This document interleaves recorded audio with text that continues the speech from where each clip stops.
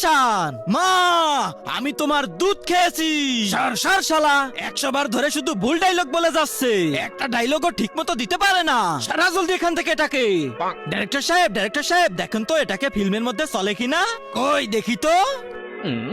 জেইনায়ের চেহারা ফিল্মে তো দূরে, বাড়ির চাকরও বানানো যাবে না। সারা এটাকে। ডাইরেক্টর সাহেব প্লিজ একটা সুযোগ দেন, ফাটায় ফেলবো আমি, একদম ফাটায় ফেলবো।